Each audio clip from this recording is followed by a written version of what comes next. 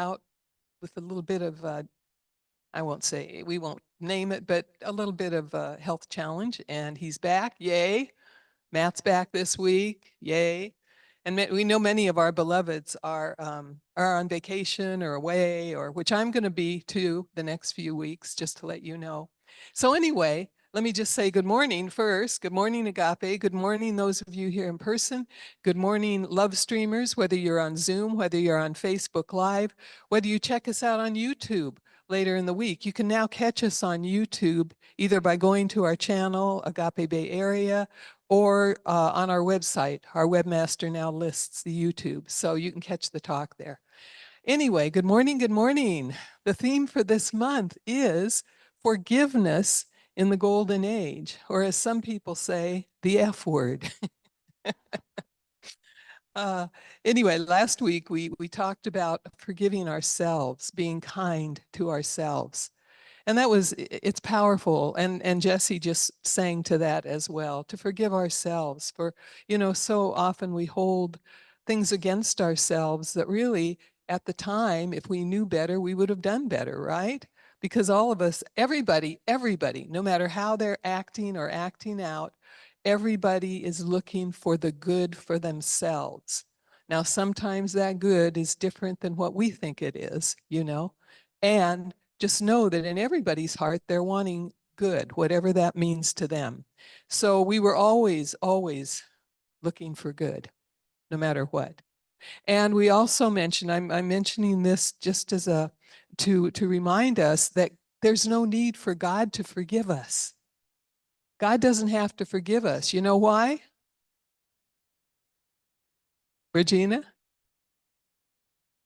Yeah, God does not condemn us. God doesn't even see our mistakes. God only sees the goodness that we are. That's all that God sees. And so there's no need for God to forgive. Isn't that a beautiful, beautiful thing? That we don't need God's forgiveness. We need our own. And here's the deal. We're all one with the Spirit, right? Spirit is living its life as us. And so we are like God forgiving ourselves, basically, our God self. So anyway, let's move on to this week's topic, or I'll never get there. This week, the topic is unlock the good. Unlock the good. You see, the universe is always ready and willing and wanting to give us good, because the nature of God is love, and the nature of love is to give of itself ever and always. And so this love always wants to give to us, and it does so through our own consciousness. So we are here as beneficiaries of the goodness and the greatness and the richness and the magnificence of Spirit, of whatever. And again, in our tradition, you can call it whatever you want to. As some people say, you can call it chocolate if you want to. Some people do think of it as chocolate. It's just all this vast, indefinable something that has created everything out of itself. One of the ways that I like to describe it is the great no thing, because it's not a thing, the great no thing out of which everything emerges. That's something to contemplate, at least for me it is. So sometimes, in our teaching, we talk a lot about manifestation and the laws of manifestation, and we teach, how to manifest, and it's all really not just to manifest, but to have a deeper realization of our God self and of the God self of everybody else on this planet. And in the process, as Jesus the Christ, Yeshua, has said, seek first the kingdom, seek first the love of God, seek first the inner life, and all else will be added. And so many people are doing just that. Millions of people on this planet are seeking first the kingdom.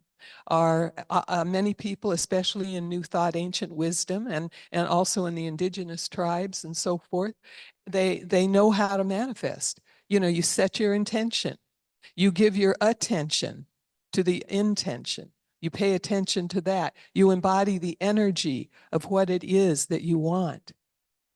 and manifestation happens. Now, many people will say, well, I'm doing all that.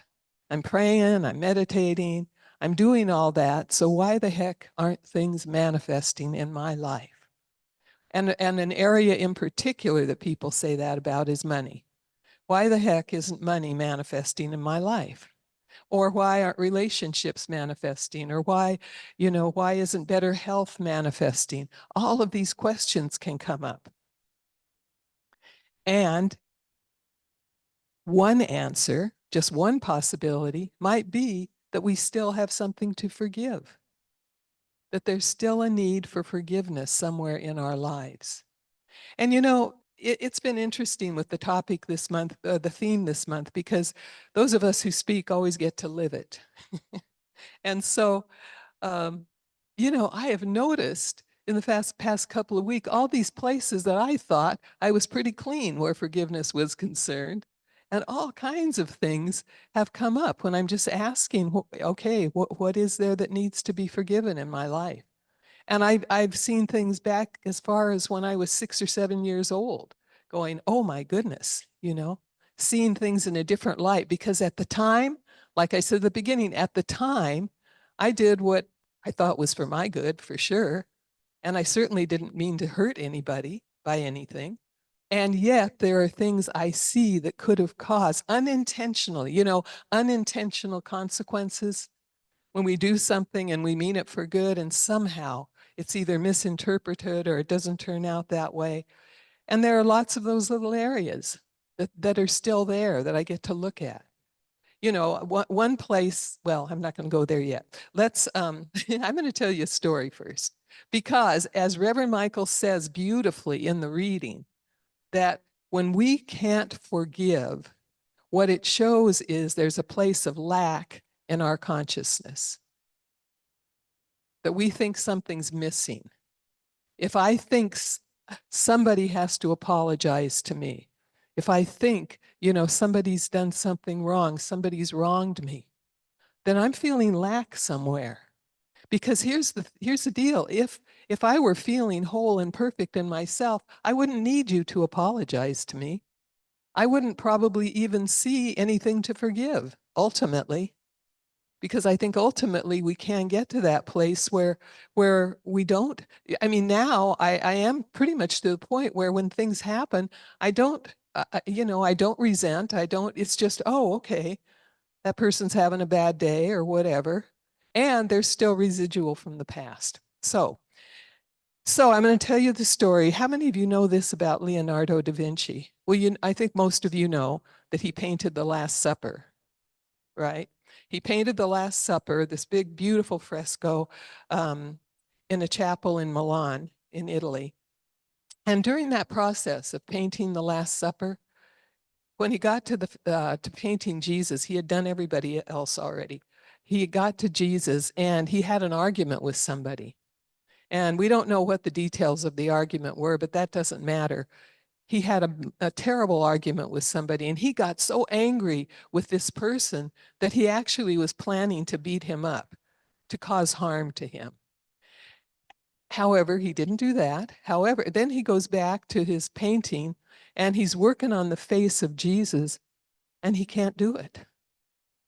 He just can't get it right. All of the different subtleties that he wanted to put in the picture, he couldn't do that.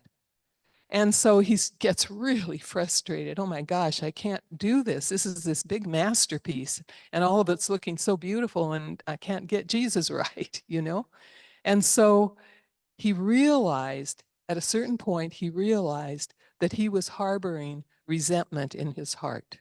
He was harboring anger in his heart. He was unforgiving in his heart.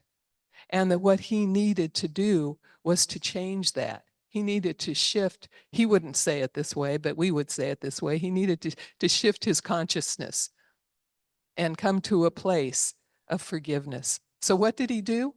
He sought this guy out. He actually had to seek him out to find him. He sought him out, and he asked him, he forgave him and asked him for forgiveness and made it right between the two of them, and then came back to his painting and completed it. Then he was able, because his heart was now full of love. His heart was now full of forgiveness. His heart was now full of compassion and kindness. And so he had the peace of mind now to be able to create, this beautiful masterpiece. But do you see how, as he was harboring unforgiveness, that it actually stopped him from his creativity? It created a lack of being able to be creative. And you see, when we're holding unforgiveness in any place within us, and I'm telling you, the more you grow in consciousness, the more subtle it becomes. It becomes very subtle. And yet it's just as powerful. So if I'm holding that place of unforgiveness, what am I doing? I'm creating lack somewhere in my life. It might be financial lack. It might be a lack of love or relationships. It might be ill health. It might be, what are the other things I was thinking of? What other areas? Creativity. It can cause a lack there. Peace of mind. It can cause a lack of peace. It just can cause all of these places of lack within ourselves. And so do you see how unforgiveness can affect the way we're manifesting in our lives, and how important it is to be really honest with ourselves and to say, I really need to forgive here, and to be humble enough to forgive. Now, do you always have to go to the person? Not always. It depends on the situation, of course, but it's within your own heart, and then your own heart will dictate to you what you need to do, if you need to do anything. Got that? So, sometimes, like with people in my childhood, I remember there was a girl, I was about 11 or 12, and she wanted some money, and I happened to have so much money on me, like $1 or something, you know. And I gave her the dollar, and she said, "Okay, I'll pay you back." Well, she never paid me back. I did not forget that. Now, isn't that ridiculous? I did not forget it. And then, but I'd forgotten it all these years. And then sometime this week it came to me, oh, you could really forgive that little girl. You don't even know what the money was for. You don't even know, you know, just little things like that. And so there are these pockets within us that we get to look at, you see. And those pockets can cause, as I said, lack, limitation. They can cause disturbance in our lives. They can cause ill relationships in our lives without us even being aware that that's perhaps what's behind some of these things. And so today, the call is to search your consciousness, to look within yourself and ask, where do I need to forgive today? Where do I need to forgive? And I suggest that it's good to do that every day, particularly at night before you go to bed. Just make it a practice. Is there anyone I need to forgive today? And then be open. Don't just think of one person and then automatically, okay, that's it. Just be open for a couple of minutes. You don't have to spend an hour on it, but just be open and notice. Notice, is there somebody that I have put out of my heart? That's a way that you can tell if you haven't forgiven. Is there somebody that I have put out of my heart, as Edwene Gaines says? And it could be somebody that was on the freeway. I often use that as example, people on the road that just don't do things, as Edwene says, my way. So is there anybody that I judged today? I mean, it can be that subtle. Is there anybody I judged today? Is there anybody I made wrong today? I walk a lot. I'm blessed. I live in Alameda near Crab Cove. And so I walk it just about every day there. And, it's easy to look at certain people and to make a judgment. Oh, well, that person's kind of mean, or whatever. No, no, no, no. You don't even know. We often judge people. We don't even know what's going on in their lives. We don't know. They may be going through something really heart-wrenching. We don't know it. And yet the mind, and it's the small mind, right? The ego mind, that just judges by appearances. And we know, as Jesus the Christ said, judge not by appearances, lest you be judged. Law of cause and effect, you know. What we put out comes back to us. We put out forgiveness, forgiveness comes back to us. I had somebody come to me a couple years ago, called me one day out of the blue. Happened. Do I have? Yeah. Okay. Something had happened in another ministry, and it created a lot of disturbance and so forth. And this was years and years ago. And she called me just out of the blue, and she said, "I want to talk with you." She said, "I really need to forgive you. And I really need to ask for forgiveness." That was the main thing. I need to ask for forgiveness because she said, "I see what I caused." And so we got together, actually. We actually got together. We had tea or something together. And then later we had a meal together. And it was just delightful because all was clear. Now, the thing that I had noticed about myself when all that happened was it was an uncomfortable situation at the time. And it grew me amazingly. These people that, we think have done us wrong, they are our teachers. They're doing us right, really. They're growing us. So now see, I go on these off things and then I lose my train of thought. What's that?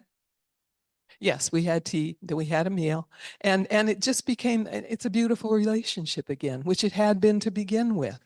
But what I noticed about myself, and I'm not saying this to brag or anything, but I have done so much inner work that when the incident happened, or the series of events happened, I literally did not go to a place of unforgiveness. I didn't like it. It didn't feel good, but I knew it was for my growth and unfoldment. And so I didn't feel there was anything to forgive for myself because I never saw her as doing anything but serving me, even though it was really, really difficult. So we can view things in a different way. It takes a shift in the way we look at things. You hear what I'm saying? It takes a shift. And one of the shifts is that the universe is always for me, never against me. And everything, this is hard for some people to get, is really impersonal. When people do things that I don't like or do things that I think are harmful, they're not doing it about me. It's not a personal thing. It's just something they're working out. And so we get to the place, there's a little book years and years and years ago. It's still on my shelf. I don't even know if it's still in publication. It's called The Impersonal Life. And it's how our life, yes, is the life of spirit, the I am presence. And everything that happens to us is impersonal. So you get to be with that for a minute. That could be a whole talk in itself, which I'm not going to go into. But everything really is impersonal. The universe is not out to get us. People are not out to get us. It may seem like they are, but really it's a projection of themselves, right? Don't we all know that? That if somebody's acting out, that's a projection of what's going on inside them. And what that really calls for is compassion. It calls for great compassion on our parts, for great understanding. And that takes growth. It takes being willing to give up our cherished and precious ideas of what we think people should be doing, saying, how they should be acting. And now I know it's really difficult when a situation has been abusive or harmful, that it's really difficult in those situations. Even then, and I'm not saying those are nothing, by the way, that anybody has done to you that's harmful can ever, don't condone it. We aren't talking about that here. I want to make that real clear. We don't condone it, and we don't have to expose ourselves to it anymore either. However, what we do have to do is forgive it. We do have to come to the place within ourselves where we're at peace, where we can literally love the person who has done that. Personally love them? No, I'm not talking about that. I'm talking about the love of the infinite within us. And the way I show that love is I keep them in my heart. I don't have to be with them in person. I don't have to establish a friendship with them. None of that. I don't even have to go to them and talk about forgiveness. What I have to do is not, as Edwene says, not toss them out of my heart. That's my work every night. You know, is there anybody that I have put out of my heart today? Anybody I've put out? And then be willing to make amends, you know. And again, it doesn't have to be with them, but be willing to come back, restore myself to a place of love for these individuals or this individual. You get this? Is this easy work? No. No, it's not. And what again, somehow Jesus is on my mind today a lot. But he was great on forgiveness. That's the thing. He was one of the greatest teachers on forgiveness, you know, he and the Buddha and of course many others. But what did he say when I think it was Simon who asked him, how many times should we forgive? Maybe 7 times. And Jesus said, no, 70 times 7. And does that mean what's 70 times 7? 490? No, it means more than that. It's a symbol for always. Numbers are symbols in scripture. It's a symbol for always, indefinitely. You just forgive and you forgive and you forgive. And he was the master at forgiveness, as we know. Those of us who know scripture, know the life of Jesus, we know, you know, dying on the cross, Father, forgive them. They know not what they do. Can that be our prayer? Father, forgive so-and-so. He or she or they don't know what they do. Can that be our prayer? To just jump to that place. And so here's the deal. Does that mean that we don't allow ourselves to feel the pain? No, not at all. In fact, it's necessary to feel the hurt. It's necessary to feel the anger. It's necessary to feel the pain, to feel the sadness, to feel whatever's coming up in you.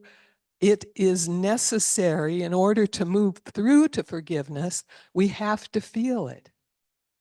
That's part of working it out. And we have to be courageous enough because it's not fun to feel those things, right?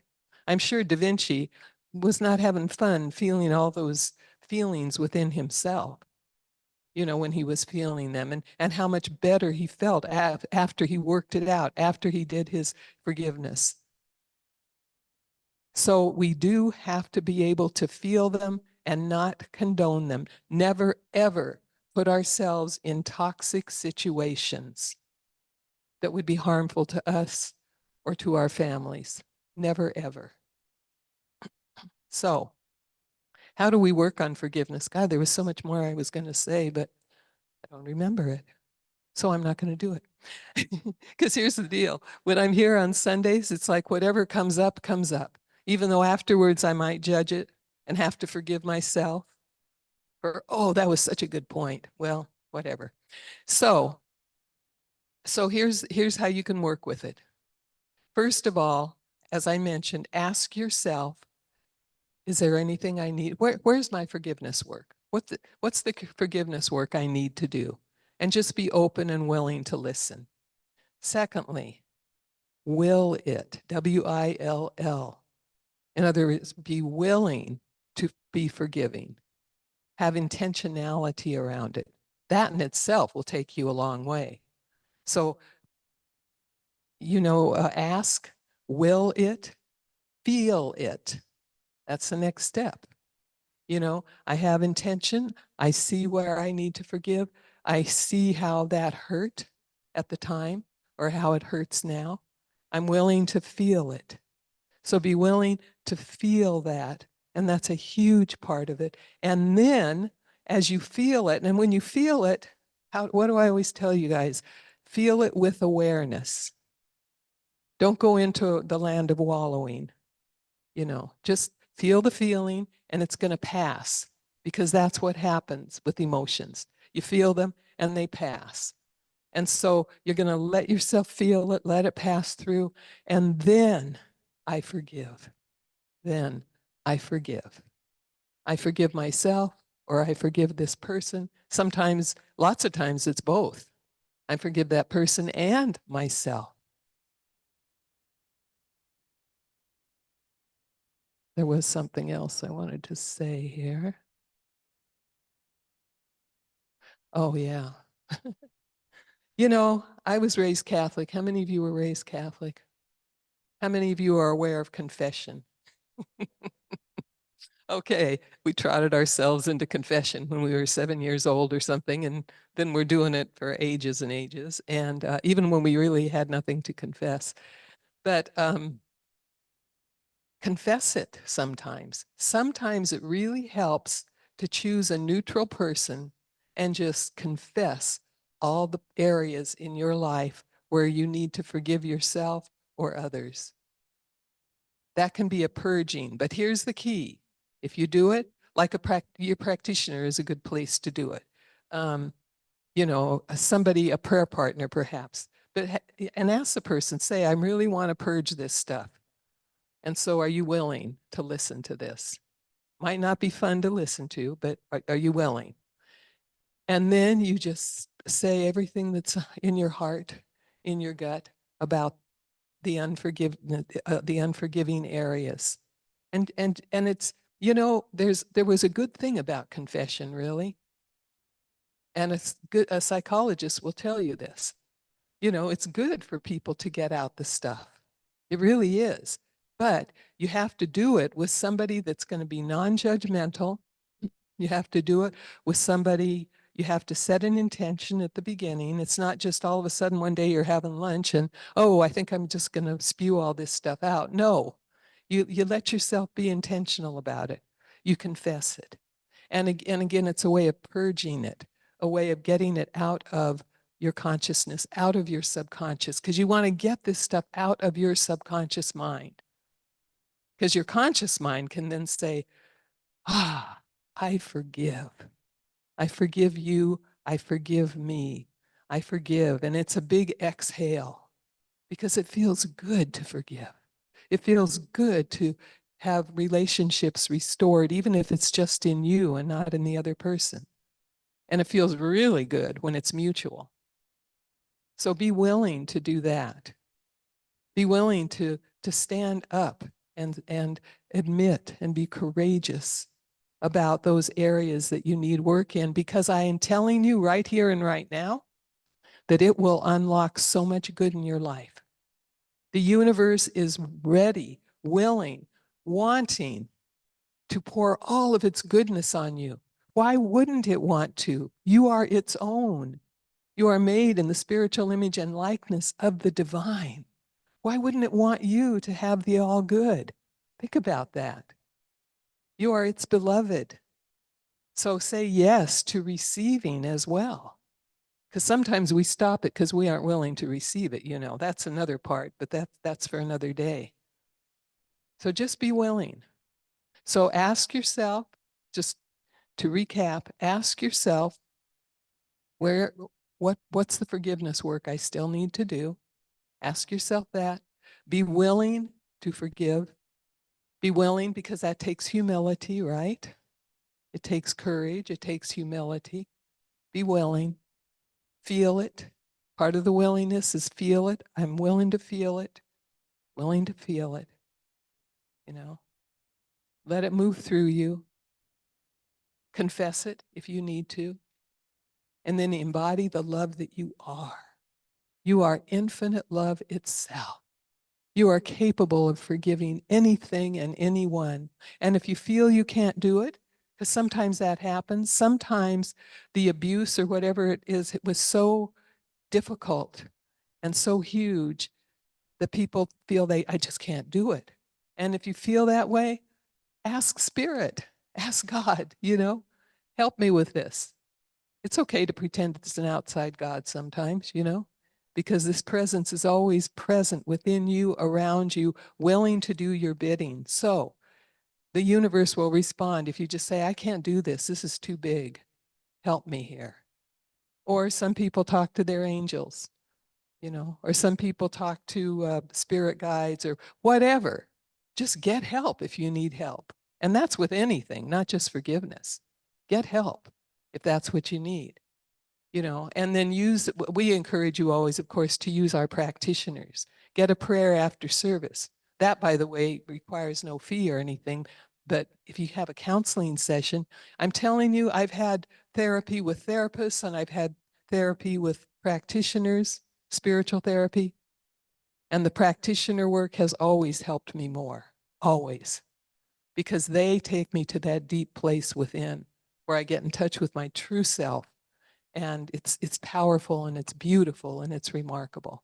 So you've got, you have resources that you can use. Use them for yourself. Use them. And then allow yourself to get to the place eventually where when things happen that at one point in time you would not have forgiven, you just look with compassion, you look with understanding, you look with kindness, and you see that there's really nothing to forgive. That will happen as you practice this more and more and more. And I look out and I see at least a couple of you that have done mighty forgiveness work that I'm aware of. Powerful forgiveness work of situations that were so challenging and so hurtful. And the strength, the courage, the humility, it's beautiful to behold. And the amount of love and dedication that it takes to be that forgiving presence. So do it. Unlock the door, unlock the key. You're the only one that has that door, the key to that door. Take that key out. And the key is to be willing. It's to do all those things I just told you. Be willing to feel it, be courageous, to own up to it, do all of those things. And then set the intention to let yourself be the love of God in practice on this earth plane. I am the love of God, and that's what I radiate out everywhere I go. Every time I go somewhere, I'm radiating that love of God. That's my intention. I don't know if I'm always doing it, but that's the intention. There was a couple that I read about in one of Jack Kornfield's books, and their son had been murdered. And they went to the trial. And at the trial, and it was a young man, very young, I think maybe not a teenager, but a little bit older than a teenager. And the woman said to the young man when he was convicted, when he got his sentence, she looked at him right in the eye and she said, "I'm going to kill you." And so I knew that would get your attention. And so what happened then is when he was in prison, he was young because he was in a juvenile delinquency kind of place. So every week she came and she brought him treats and she talked with him and she just communed with him every week. And then when it was time for him to get out, she said, "Do you have a job?" He said, "No, I don't have a job." She said, "Well, I know someone that can give you a job." And she worked that out. She said, "Do you have a place to live?" He said, "No, I don't have a place to live." She said, "Come and live with me temporarily, while you get on your feet," which he did. And then after several months, she looked at him and she said, "Do you remember when I told you I'm going to kill you?" He said, "Yeah, I remember that real well." And she said, "I've done it. The old you is no longer alive." That's what I meant by that. The old you is no longer alive. Who you really are is alive now. And you can live with me the rest of your days if you want to, and I will take you in as my son. True story.